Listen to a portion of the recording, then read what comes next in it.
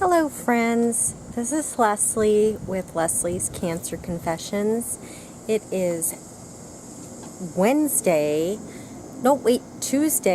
the 9th of August, and I, as promised, am filming this video as the first part of a 3-part series on cancer diagnosis, living with cancer, and the third part being end-of-life planning. So today let's talk about diagnosis. Now there are so many different diagnosis stories. There is individual as the person who has metastatic breast cancer or any type of terminal cancer. Essentially, I think there are really 3 types of diagnosis stories. There are the men and women who have had breast cancer and gone through treatment and been told they're in remission and have reached the 5-year mark believing that they're cured, only then to either have something show up on a test or find a lump or begin to feel really unwell and not be sure what is the cause and find out that they have had their cancer metastasize. You're seeing a shadow behind me. I couldn't figure out what was flickering on the wall there. The second type of diagnosis is a person who has never been diagnosed with breast cancer, and upon initial diagnosis is diagnosed as having stage 4,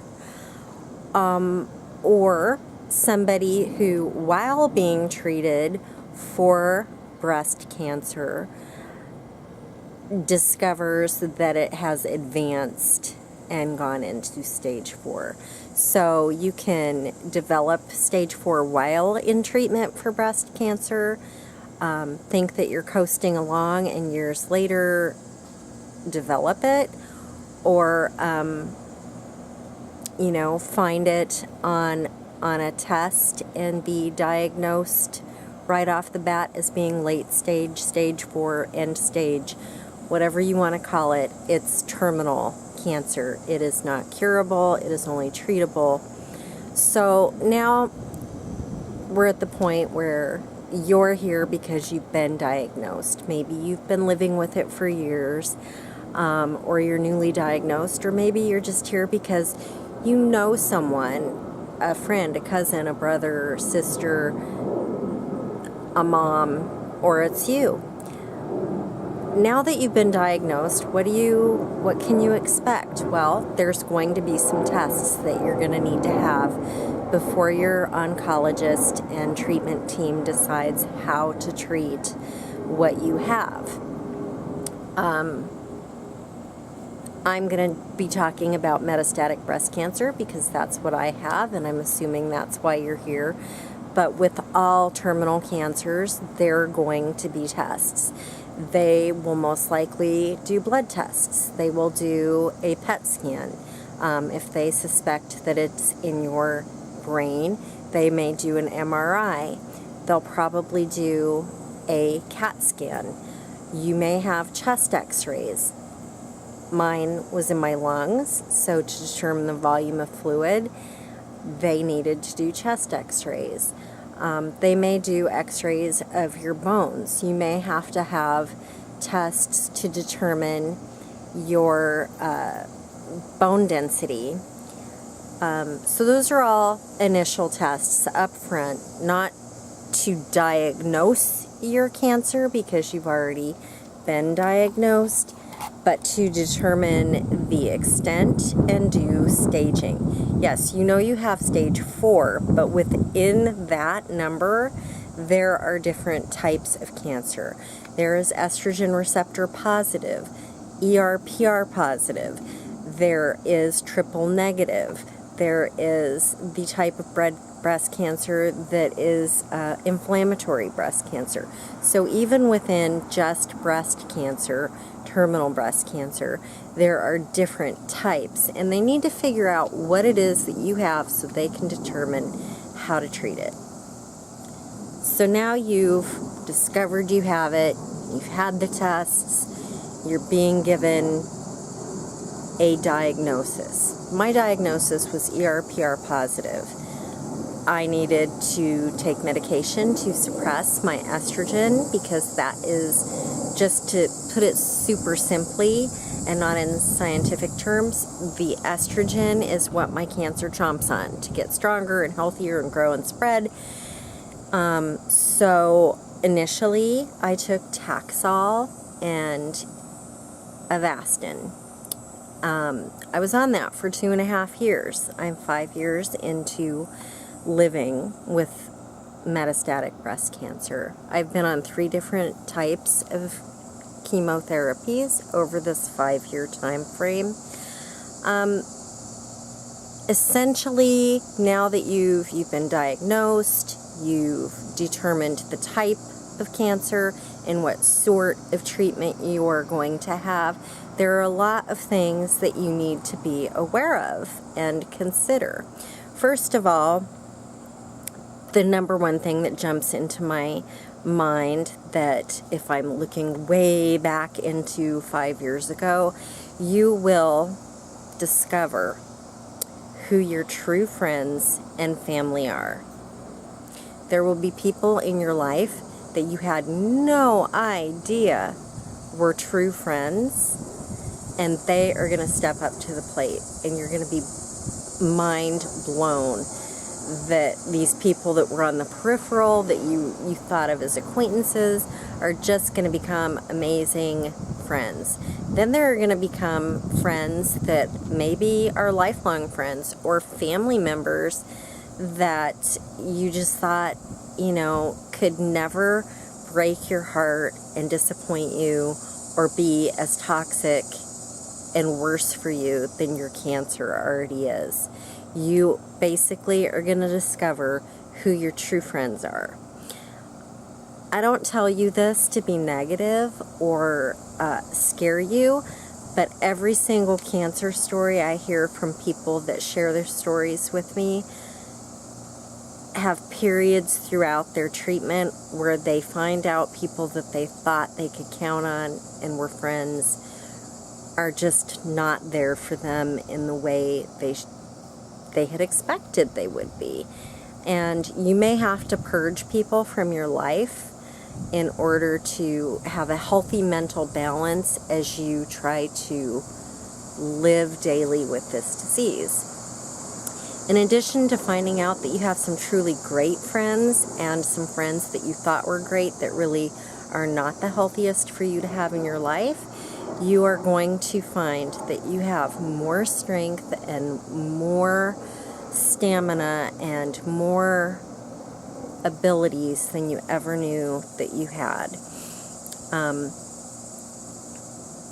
As you go through treatment, you're going to be requested to drink a lot of water, to possibly change the way that you eat, perhaps see somebody for emotional therapy, and I strongly recommend that. I didn't do that. I'm 5 years in, and I'm at a point where the burden of daily living with what I have has gotten me to the point where I think I need to talk with someone.